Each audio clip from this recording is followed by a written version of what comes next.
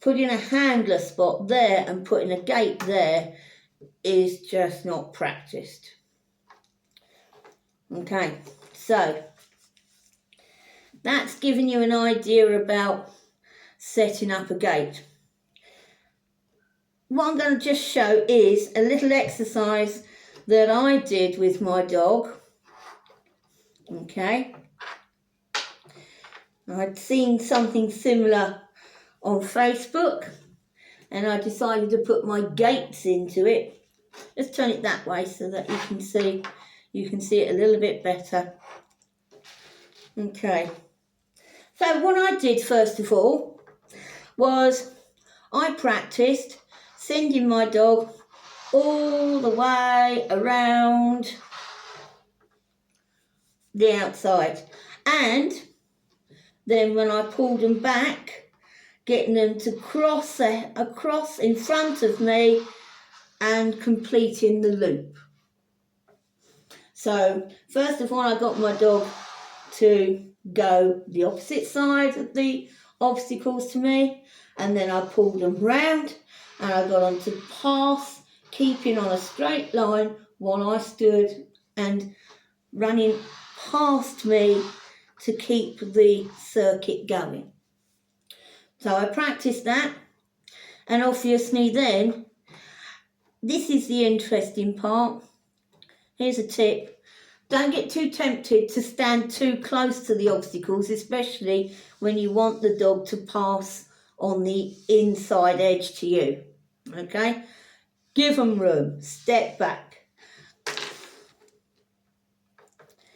Next thing I did slaloms because I have seen this on the recent World Championship tryout in the Netherlands.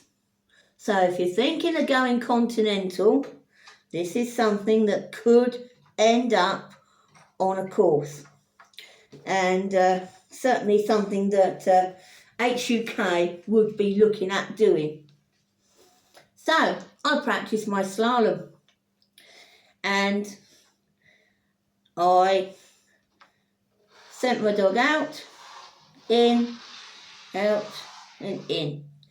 I could take away one gate, of course, and just practice with doing it barrel and thing. And so, of course, you can see that if I'm standing here, I'm pulling my dog in towards me, as I recently said, and then sending him out. Now, I have a specific way I train my dog to do this, but some people prefer just to use in and out. Suffice to say, different video, but you are looking to letting the dog make a smooth sliding change between your obstacles, not jerky. So I did this with 2 gates and 2 barrels. So basically, you have to set this up so that you've got at least, for the bigger dogs, 5 metres between. And you've got to work out your positioning.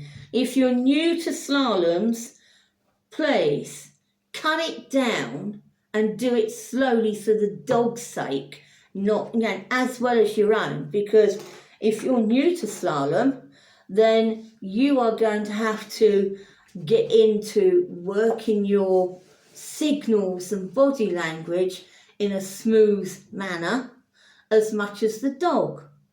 So, if you're doing slaloms, just practice with 2 obstacles. You can also, of course, do the slalom using the gate first, maybe starting over here with a hoop, remembering don't necessarily start there, unless you're going to just do it slowly, and the smaller dogs can work. Do it slowly. It's not about doing it at speed straight away. And then build up your slalom. Okay? And then start changing your position to do the slalom to test that your dog knows the cues that you are using. I use the word slalom. That means to my dog, hey, you're not meaning, I don't want you to rush off. I want you to turn, and then you're going to do another turn. Okay, so the slalom command means to my dog, maybe first come towards me, come in, I might back it up with something like that, and then slalom to turn him away. Some people split the word.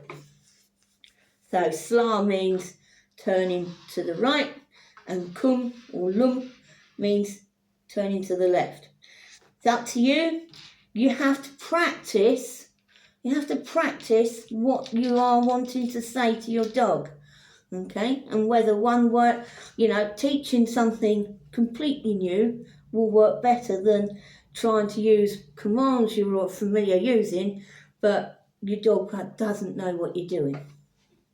So, gaits, HUK rules of now using them in all classes, so starters as well as but I will say for the hoopaholic judges and instructors, for starters, we would not expect the dogs to do turns or slaloms. Okay, it's just a straight pass run on a gate. Only in H1, H2 and H3 okay. Would we expect possibly the slalom effect, or maybe 2 gates to go past and together, etc. Okay. Well, hopefully that is going to be helpful to some people.